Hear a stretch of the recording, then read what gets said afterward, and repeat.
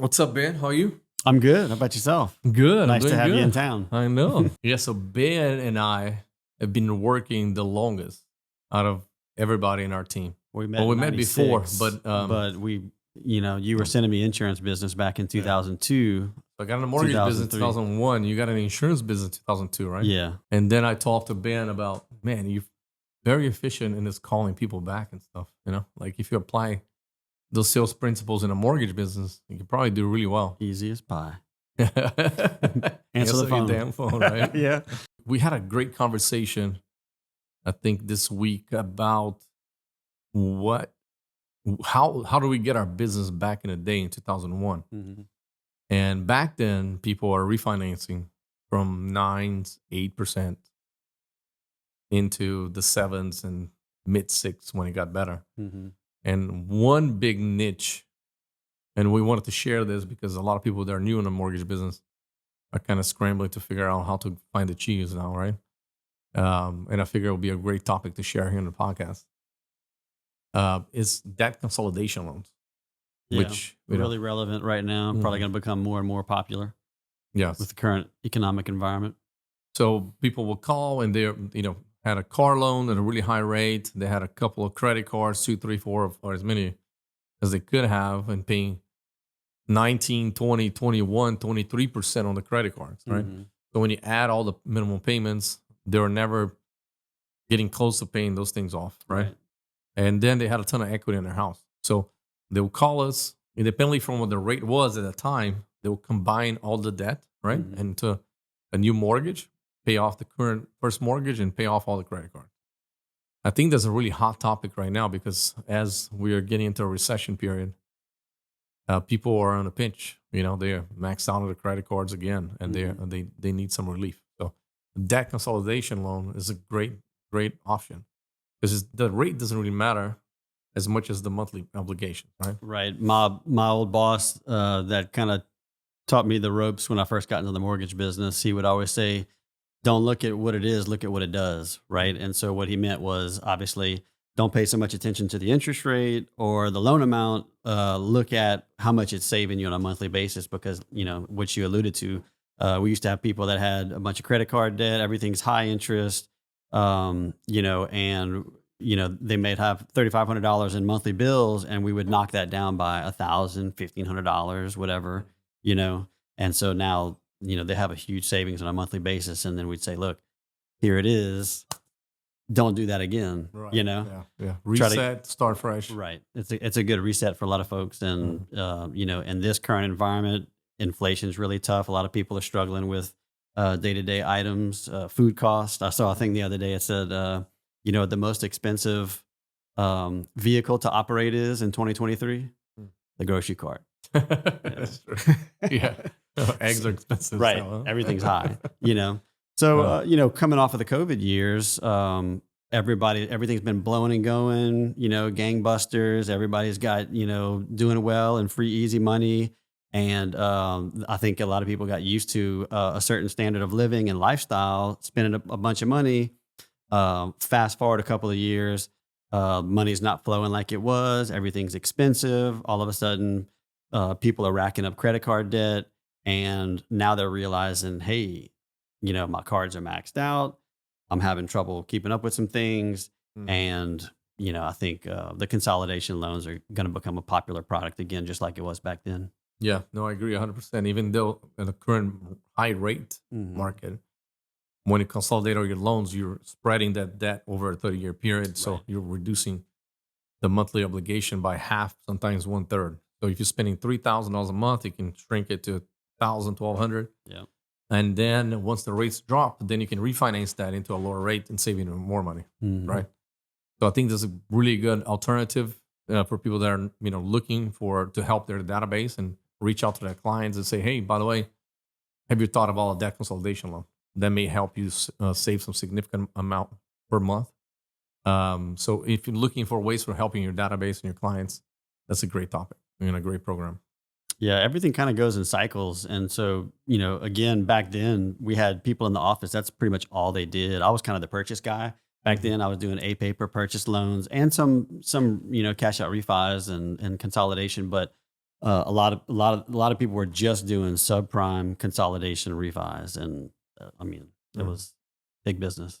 Another great topic I wanted to talk about is this conference that I went to. It's called AmpCom in Dallas. It was a few weeks ago.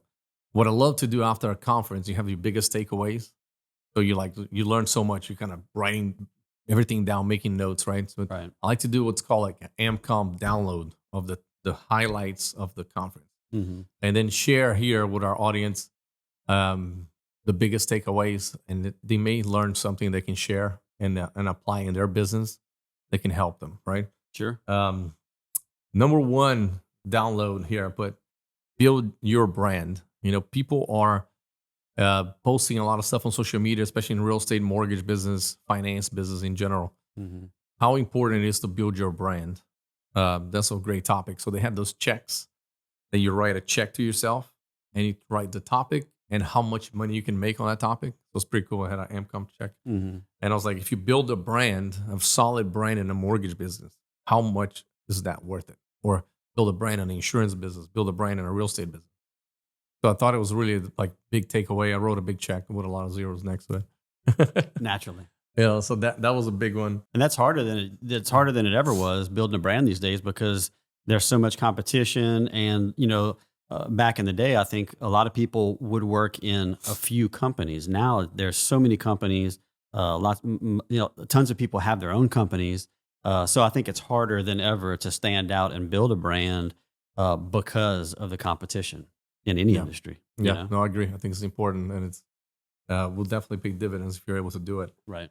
The other big takeaway was change the word from sale to serve. My friend Robin, she was in a core training with me back in the day. She was on stage. I didn't have a chance to talk to her, but she was sharing her experience with that. So what she does is she talks to her real estate agents and her referral sources and train them on how to have more meaningful and deeper conversations with their database. Right. So changing the word sale to serve allows them to kind of dig deeper. When you're peeling an onion, you have to ask 3 questions to kind of dig a little deeper on the conversation and say, hey, do you know anybody that had twins recently? Well, they had twins and maybe they need a bigger house, right? Mm-hmm. Or if they got divorced, or if they got transferred, or somebody moving in town. Mm-hmm. Somebody got a big promotion, want to buy a bigger house now. So digging a little deeper allows them to do better prospecting and have better results from prospecting. Instead of just calling, thinking of yourself, trying to make a sale, Right. you're thinking about your client, serving your client. Yeah, I love this topic, and that's a great reason too, or a great thing about it is obviously if you care because you're trying to serve, then you're building more relationship oriented, stuff with your clients than just transactional, which is important. But one of the reasons that I love this topic is because I remember, I don't know, all I wanted to do when I first got into the business was make a bunch of money, right? Whatever I was doing, I wanted to be a business guy and make a bunch of money. But, I don't know how many years into my career, I really started to think like, instead of worrying about what I can do and hitting my goals, I really had a paradigm shift to, like you said, serving others, and my why changed, right? I wasn't worried so much about hitting, markers or money goals for myself, but how many people can I help and how well can I help them? And when I did that, my business, not only was it more fulfilling for me, but I found I was excited about business again. I was more successful, I guess, because maybe people could tell that I cared more about, the relationship and what I was building with them, rather than just, trying to be transactional and, make money.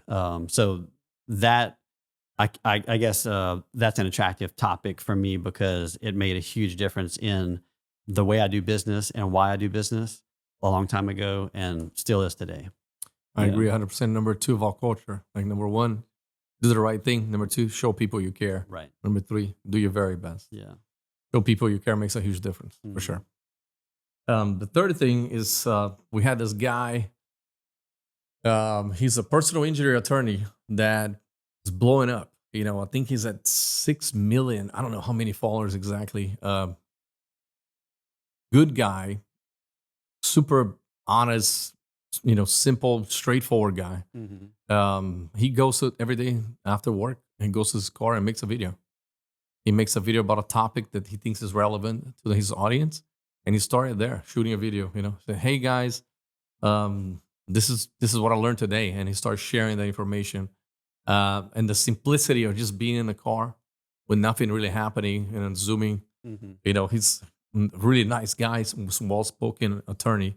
And he was sharing his story on the stage that since he started doing that and reaching so many people, he has since opened his own practice and went from having one assistant and barely having an office to having a staff of 20 now and being super busy, the busiest he's ever been. So share the power of social media, and if it's done the right way, the extreme great results you can have. Just a good old guy, and not arrogant, not fancy, nothing. Nothing about being in the car, just genuinely Right. sharing good information that is going viral. Because you can share something, a topic about life, about business, whatever it is. And so they share, like if you have one topic and then 3 people share, and then 3 people share again. So then you start really getting the motion and the social media world of algorithms or whatever. Right. So the other one after don't be social, let social be you, is give them value for free. Another high topic of sharing information on social media. I thought that was a really good takeaway also. There was this guy, Mo, that shared some information. He's working with Rene Rodriguez now on his social media. And the guy went from 1,000 followers to 1 million followers. That's some crazy numbers. But he shared that for somebody to post something about real estate, the things that they need to look for is it revelatory? Is it useful? Is it relatable? And is it relevant? So he has a little paragraph that I'm going to share here with Sam. But if it hits one of those 4 boxes, then it means it's shareable. And then when you share that content, then other people will share. And then you reach your audience so much bigger than if you're sharing something that doesn't fit in that criteria. I think that was the nail on the head. And he's helping Rene with his social media campaign. And I think he started working with Rene. I mean, his views on the videos are huge. And he's reaching so many more people. Kind of videos. His conferences are getting booked up now. He's really dominating social media now. And it's great to watch. And the content is so much more meaningful the way he's sharing. A big one for me, and I'm going to read it here off my notes. It says, would you follow your company's Instagram if it didn't work there? Yeah, that's a good question. Ooh, that was a really good one. And then I was like, wow, that's a little deep question because, what content are you sharing and what information are you sharing? And would you follow if you didn't work there? Yeah, I feel like I would follow Milestones. Yeah. We do some fun stuff, social things, industry stuff that's relevant to anybody, I think. So I'm happy to say that I would follow Milestone. I'm trying to keep it interesting. So that's the download, AmpCom download. One thing I added to it, remember we're talking about Patrick Bet-David. He has a coaching company and he made millions in the insurance business. Right. So it's the guy that we've been talking about in the office a lot. He had his analogy about, people are debating, what is social media means to you. And in today's world of sharing information and fast pace of information of real estate, mortgage investments, and whatever it is that is selling on social media, the people that are taking advantage the right way are reaping the benefits of it, Right. and not just sharing stuff that has no meaning, right? But the way he presented it was pretty cool. And for me, it kind of hit home because, my father passed away when I was 18 years old. And I have kids now that ask about, who's grandpa? How was he? And then I had to dig in an old box and find some rusty pictures. And my aunt brought some pictures from her house. And I shared the stories with my kids, with Leo and Belle. They're 5 and 7. But how cool is that now you can actually go into social media and find out who they were, Right. And the way he put it was awesome. He said, one day your grandkids will want to know who you were. And so you create content for them. It's a good idea. And man, that I hadn't really thought about that much. Yeah, there's a lot of deceased people our age and older, of course, that have those pages and they don't go away, do they? No. Right? No, they don't go away. Yeah. People still tell them happy birthday all the time. Right. Happy heavenly birthday. I would love to go to my dad's Instagram and watch a video and share the video with my kids and say, hey, this is who your grandfather was. So his perspective was awesome. And it kind of changed my way of thinking that a lot of times people are like, oh, why are you sharing this? Why are you sharing this? It's like, you're really sharing what your life story is. So whenever you're not around, your grandkids are going to want to know who you are. And they can find out by just looking at the stuff on social media. Yeah, that's a great way to look at it. And I know like my wife doesn't like to post anything really on Facebook, I guess, because she's I guess, insecure about putting anything out there. Even though I'm sure it would be great, but I'm the same way to a certain extent. I'm scared to kind of get in front of a video, a camera, make a video, where people might judge me or whatever. So I end up just, still kind of posting things that I care about, things that I like, my family, my pastime, which is kind of, being outside or messing around in the yard, whatever, plants, farm stuff. Yeah. So, it's true. Like, to your point, your people could look at my Facebook and see like, what did I care about? What did I like to do? And get a sense for who I am. And I guess I personally don't give social media enough credit in that respect for what it is, because there is so much advertisement and stuff like that, but it is powerful for that reason. Yeah, I think, it's changing and is evolving, and people are looking for the why and why to do that, right? So whenever he mentioned that, it kind of hit hard, hit close to home.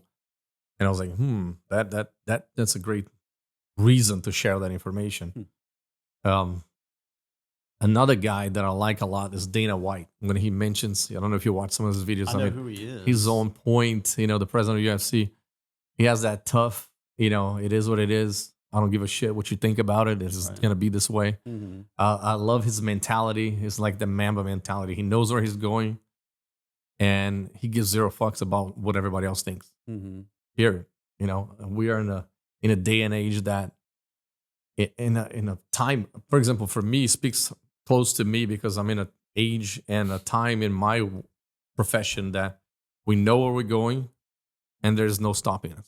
I know exactly where we're going. We have a plan. We're dialed in. And I really don't give a fuck about what people think about it anymore. Kind of waste a lot of time, thinking about it. Well, there's too many people, that are, if you want to call it PC or whatever, too careful. You really don't get a sense of what people are thinking these days because everybody's too afraid to offend anybody. Heaven forbid, but the only difference is everybody's thinking it, or a lot of people are thinking the same thing, but only some people are bold enough to say it. Right. So it's like, that's what be real, be genuine, say what's on your mind. Chances are somebody's going to agree with you. Exactly. Yeah. I mean, there are a few people that think some really weird stuff. Isaac in the conference and said, like Fabio's like a little Dana White mentality. He said that? He said it to me. I said, you're right. You hit the jackpot there. He mentioned, have a clear path where you're going, unstoppable attitude and work ethic. Please tell me it cannot be done. I love it. I love every minute of it. We went through a lot of stuff like that, so for me, that fuels me and makes me want to do more and makes me want to prove that it can be done. Yeah. I think, you're an example. I think a lot of people have some preconceived notions of you that don't even really know you, and so they have opinions, but they don't really know. Yeah. When you're out there and you're kind of putting yourself out there on social media from day one, and we've always done it. There's the negativity side of it, and there's the positive side of it. We have a lot of positive from it. And I really don't care about the negative. Really don't. Ain't nobody got time for that anymore. Brittany and I have made a few changes and plans and kind of made our circle smaller. And, if you want to hear anything about who I am and who she is, go ask some of the people in the small circles. Right. They'll tell you exactly what it is. And I guarantee you they're not going to talk any smack about it. Yeah. I think in general, people that are purely people pleasers, you don't really get a sense of who they are, because they're just too busy trying to make everybody happy. We talked about that. I remember saying, what I get is real. Remember we talked about this? Yeah. I get real with Fabio. We've talked about Part of that the a lot decision over the back in the day. years. Yeah.